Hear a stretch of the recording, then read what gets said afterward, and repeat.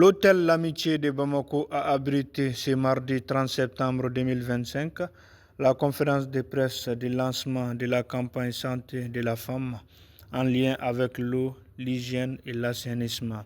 Cette campagne vise à influencer les décideurs pour améliorer l'accès aux services d'eau potable, d'hygiène et d'assainissement dans les établissements de santé, en mettant l'accès sur les services de santé maternelle et néonatale. Organisée par WaterAid en collaboration avec ses partenaires. Cette campagne, comme je l'ai dit, a une durée de 3 ans, de 2025 à 2028, et elle est en lien avec les engagements nationaux par rapport à la feuille de route. Et dans cette feuille de route, il y a des choses essentielles. La première, c'est l'accès universel de tous les centres de santé du Mali à l'eau, l'hygiène et l'assainissement.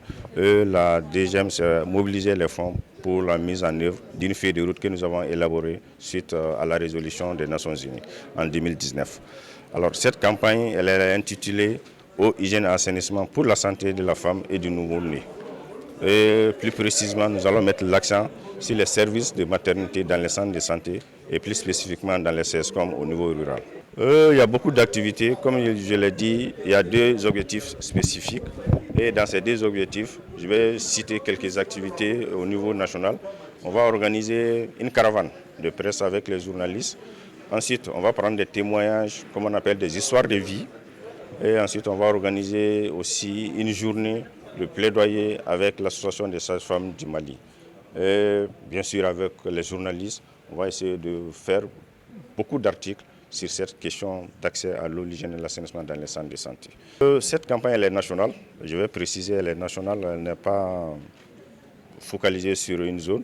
Elle est nationale, mais pour avoir des évidences, nous allons partir dans les districts sanitaires de Baraweli pour vraiment prendre certaines évidences, pour vraiment étayer, soutenir ce que nous faisons comme influence, comme plaidoyer au niveau national.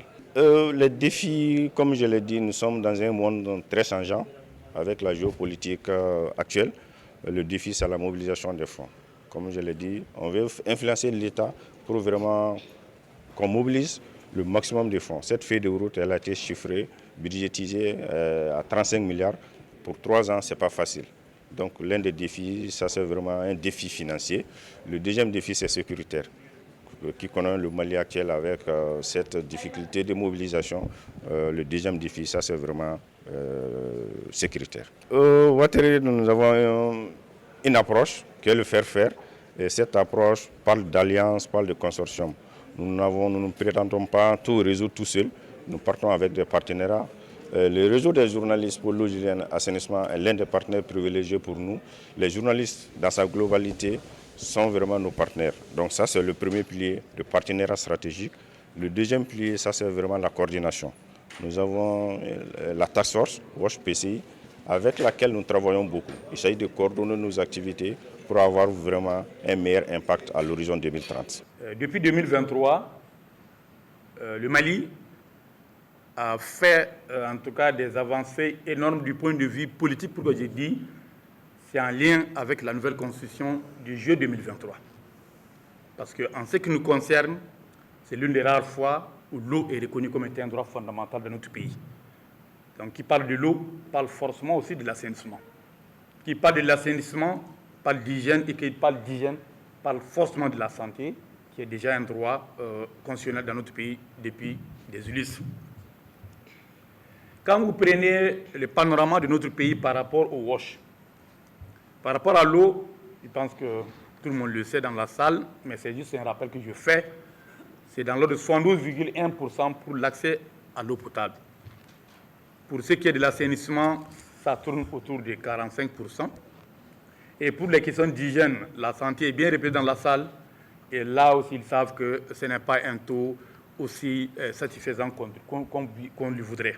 Et par rapport à ce lancement, nous sommes très contents.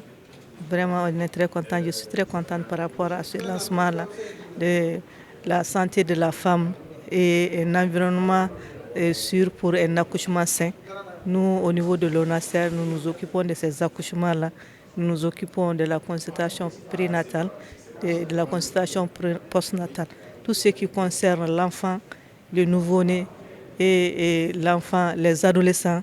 Donc ce projet est venu à point nommé pour nous aider dans notre pour nous aider dans nos tâches quotidiennes. Quand on parle d'accouchement, il faut parler d'environnement, il faut parler d'hygiène, il faut parler d'assainissement, il faut parler d'eau. Parce qu'on ne peut pas faire un accouchement sans ces trois choses-là. Donc vraiment, je félicite Water8 dans ce projet-là et que j'espère que nous allons continuer ensemble là, pour mener à bon port nos femmes. Slogan: un environnement sain pour un accouchement sûr.